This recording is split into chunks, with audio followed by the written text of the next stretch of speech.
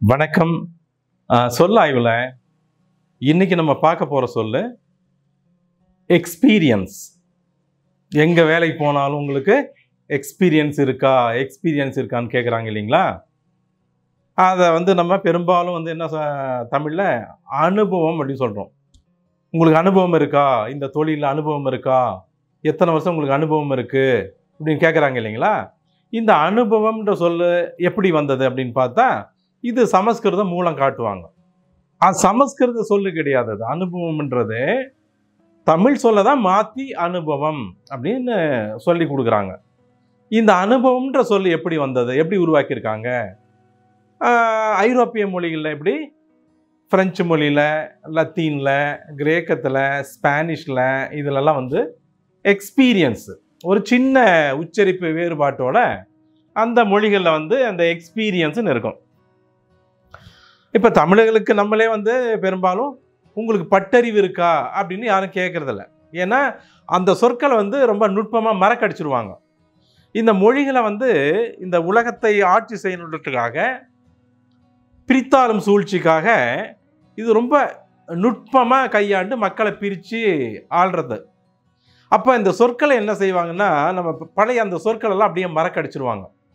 புதிய சொற்கள் அப்படியே புகுத்தி, ஆட்சி அதிகாரத்தை பயன்படுத்தி புதிய சொற்கள் அப்படியே புகுத்தி இதை மறக்கடிச்சிருவாங்க. ஏன்னா அப்போ தான் தெரியாது.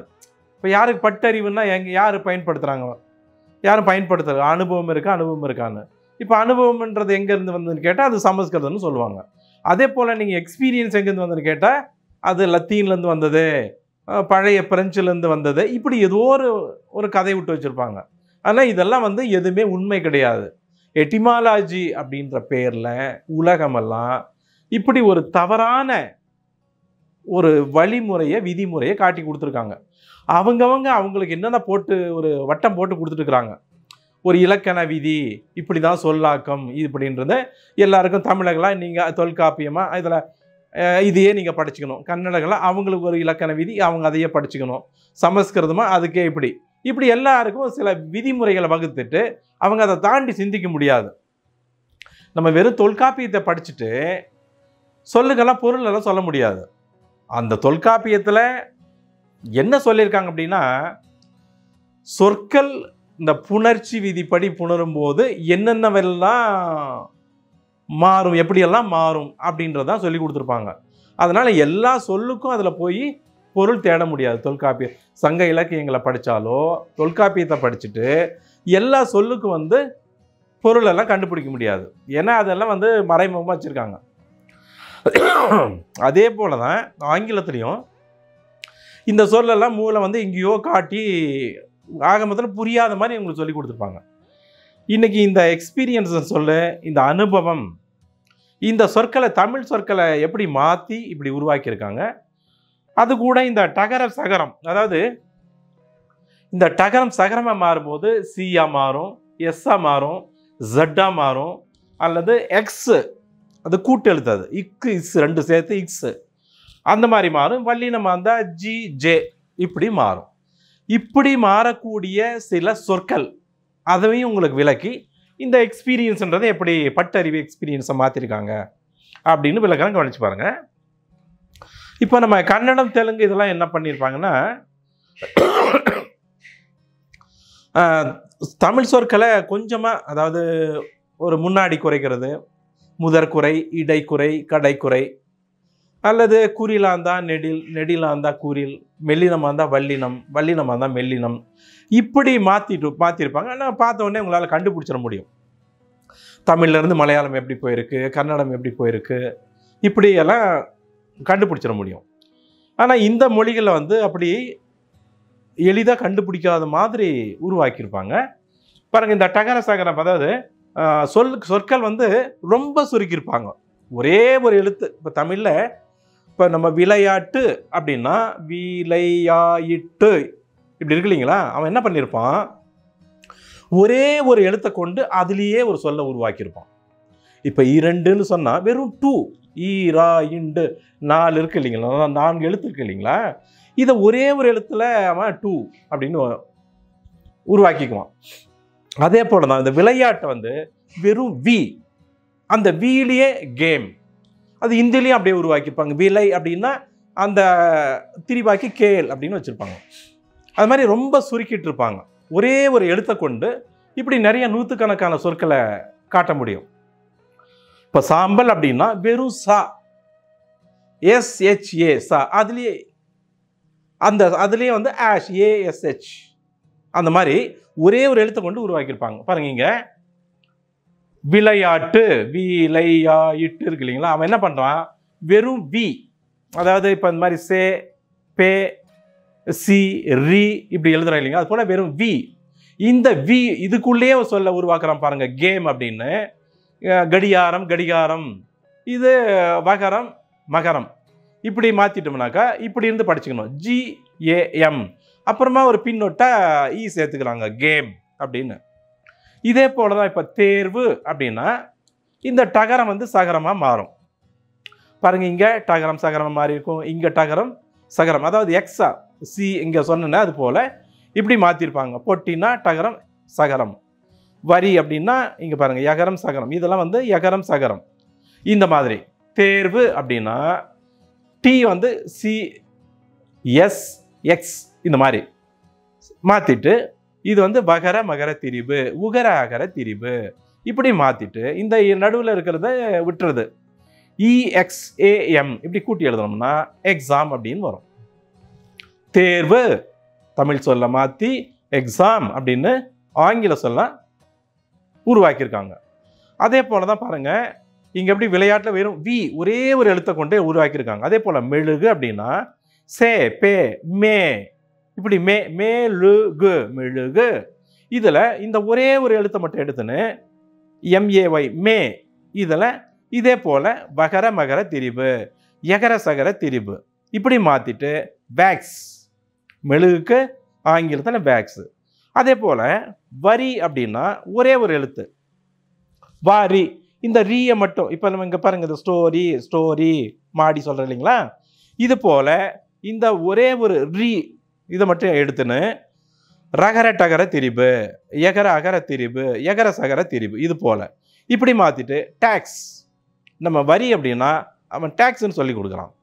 அதே போல தான் கோடாரி, கோ விட்டுட்டு வெறும் டாரிலியை வந்து டகர சகர திரிபு இதை மட்டும் எடுத்துன்னு AXEX அப்படின்னு சொல்லி கொடுக்குறான். அதே போல தான் எருது அப்படின்னா வெறும் தூ ஒரே ஒரு எழுத்து, இதையும் அதே போல டகர சகரமாக மாற்றிட்டு OX ஆக்ஸ் ஒரே ஒரு எழுத்து பாருங்க. விளையாட்டில் வெறும் வி, எருதுல வெறும் தூ, மெழுகுல வெறும் மே, இப்படி நிறைய நூற்றுக்கணக்கான சொற்களை உருவாக்கியிருக்காங்க. அதே போல தான் இப்போ நஞ்சு அப்படின்னா நா இன்ஜு நஞ்சு இப்படி எழுதிட்டு யகரம் சகரம், இதே போல டகரம் சகரம் டகரம் இப்படி மாற்றிட்டு TOXIN டாக்ஸின் நஞ்சு இப்படி மாற்றிருக்காங்க. இதே போல தான் பொட்டிலையும் வந்து போ இட்டி, அதாவது மெல்லினமாக இருந்தால் வல்லினமாக மாற்றுறது, வல்லினமாக இருந்தால் நாம போ அப்படின்னு சொல்லுவோம், அவன் போ அப்படின்னு எழுதிப்பான். நஞ்சு இங்கே தமிழில் வந்து இது JU வரணும், ஜூ, அவங்க வந்து இப்படி மெல்லினத்தை போட்டு இப்படி மாற்றிருக்காங்க. அதே போல தான் பொட்டியில் சுருக்கி பாக்ஸ்ன்னு மாற்றிருக்காங்க. அடுத்தது அட்டவணைன்னு பார்த்தீங்கன்னா ஆ இட்டவணை, இது என் கூட்டல் ஐ, இன் கூட்டல் ஐ, நை நை, இது மெல்லினம் வல்லினம் டகரம் சகரம் இப்படி மாற்றிட்டு INDEX இண்டெக்ஸ், அட்டவணை அப்படின்னா இண்டெக்ஸ். இதே போல தான் உங்களுக்கு இந்த டகரம் எப்படி சகரமாக மாறுதுன்றதுக்காக எடுத்துக்காட்டுறதுக்காக தான் இந்த சொற்கள் எல்லாம் உங்களுக்கு விளக்கி காட்டினேன். இப்போ வந்து எக்ஸ்பீரியன்ஸ் அப்படின்னா இந்த பட்டறிவு, பாயிட்டறிவு பட்டறிவு, இந்த பட்டறிவை இந்த எழுத்துக்களை முதல்ல திரிக்கணும். திரிச்சு பிறகு பாருங்க இப்படி திரிச்சுக்கிறது பா பே இட்டு இக்ஸ், தகரம் சகரம் வகரம் நகரம் வா ஊ ஊ நு நே இப்படி மாத்திட்டு EX PE RIENCE இப்படி கூட்டி எழுதணும்னா எக்ஸ்பீரியன்ஸ்னு வரும். இது லத்தீன்ல இருந்தோ பிரெஞ்சுல இருந்தோ வரல, தமிழ் சொல்ல தான் இப்படி மாற்றிட்டு நம்ம கண்டுபிடிக்க கூடாதுன்றதுக்காக. ஏன்னா லத்தீன் ஏதோ கேட்பான், இல்லாத மொழி இல்லாத போயிடுச்சு, இறந்து போன மொழிகள் இப்போ வழக்கத்தில் இல்லை அப்படி சொல்லிட்டா நீங்கள் என்ன பண்ண போகிறீங்க, போய் தேடியாக பார்க்க போகிறீங்க. அதனால் அந்த மூளை எங்கேருந்து வந்ததுன்னு காட்ட மாட்டாங்க ரகசியமாக. இதே போல தான் பாருங்கள், இதில் பார்த்தீங்கன்னா எல்லாம் அதே தான் இருக்கும். இங்கிலீஷில், ஃப்ரெஞ்சில், லத்தீனில், கிரேக்கம், போர்ச்சுகீஸ், ஸ்பானிஷ் எல்லாத்துலேயும் அதே தான் இருக்கும். தமிழ் சொற்களை இப்படி மாற்றிட்டு தான் இப்படி சொற்களை உருவாக்கியிருக்காங்க. அடுத்ததாக இங்கே பார்த்தீங்கன்னா இந்திய மொழிகளில் இப்போ நம்ம தமிழ்லேயே அனுபவம் சொல்லிக்கிறோம். கேட்டாக்கா சமஸ்கிருதம் சொல்லிடுவாங்க. சமஸ்கிருதத்துலலாம் கலை சொற்களை உருவாக்க முடியாது. பொய் சொல்கிறாங்க. அதிகாரத்தில் இருக்கிறவங்க வந்து பொய் சொல்கிறாங்க, அவ்வளோதான். இப்போ இந்தியாவில் இந்தி யாருக்குமே தாய்மொழி இல்லாத ஒன்றை எப்படி திணிச்சு அந்த மொழிகள் அடிக்கிறாங்க இல்லைங்களா? அதே போல் தான் ஆங்கிலம் வந்து யாருக்கும் இந்தியாவில் தாய்மொழி இல்லை. ஆனால் எல்லோரும் எதில் படிச்சுன்னு இருக்காங்க? இப்படி எல்லாம் மறக்கடிச்சு ஒரு இயந்திர மனிதனாக இது சிந்தனையே இல்லாத போயிடும். சரிங்களா? இப்படி நுட்பமாக வந்து கையாளுறாங்க. அதை புரிஞ்சுங்க. பாருங்கள், இதே பட்டறிவுலேருந்து தான் பாயிட்டறிவு, பட்டறிவு, பகரம் வகரம், டகரம் மகரம். இது பார்த்தீங்கன்னா டகரம் மகரம் எப்படின்னா, அந்த ஏற்கனவே உங்களுக்கு சொல்லியிருக்கேன், இந்த மெய் எழுத்தில் அந்த 10 எழுத்துக்களை எது வேணாலும் மாறி வரும். உயிர்லேயும் அது மாதிரி மாறி வரும். உயிர்மெய் எழுத்தும் கலந்து கூட வரும். இப்போ உண்மை அந்த விகுதியில் பார்த்தீங்கன்னா ஐகாரம் இருக்கும். மெய் அப்படின்னா எகர மெய்யல் வந்துடும். அப்போ உயிர் மெய்யும் மாறி கூட வரும். இதை புரிஞ்சுங்க நீங்கள். அது போல் இப்போ இந்த டகரம் மகரம் பார்த்தீங்கன்னா மேடு, மேலு, மேற்கொண்டு, மேன்மேலும், மேம்பாடு, இதெல்லாம் பார்த்தீங்கன்னா அந்த டகரம் வந்து மகரமா, நகரமா, லகரம், ரகரம் இப்படியெல்லாம் மாறி வரும். இது வந்து ரொம்ப இயல்பான ஒன்று. அந்த அடிப்படையில் தான் இந்த டகரம் மகரமாக மாறி இருக்கு. அதே போல் டகரம் வந்து பகரம். டகரம் வந்து எப்படி பகரமாக மாறுதுன்னா, இப்போ அத்தன், அச்சன், அப்பன் இதெல்லாம் பாருங்க, டகரம், தகரம், சகரம், பகரம் இப்படியெல்லாம் மாறும். அந்த அடிப்படையில் தான் இங்கே இந்த டகரம் வந்து பகரமாக மாறி இருக்கு. இதே போல் இந்த வகரம் வந்து நகரமாக மாறி இருக்கு. இப்படி மாற்றிட்டு இது எகர அகர திரிபு. இப்போ இப்படி எடுத்துங்க. ஏஎன்யு அணு, பிஏ பா, விஏஎம் அனுபவம் அப்படின்னு வரும். இங்கே வந்து பி வரும். தமிழ் உச்சரிப்பு படி வந்து அனுபவம் அப்படின்னு வரும். பி வரும், வல்லின எழுத்தா வரும். இப்படி தான் சொற்களை உருவாக்கியிருக்காங்க. இப்போ அனுபவம் அப்படின்னா இது தமிழில் பட்டறிவுலேருந்து உருவான ஒரு சொல், சமஸ்கிருதத்துலேருந்து உருவாகலை. இதுதான் இந்திய மொழிகள் எல்லாம் வந்து தமிழ்லையும் இருக்குது.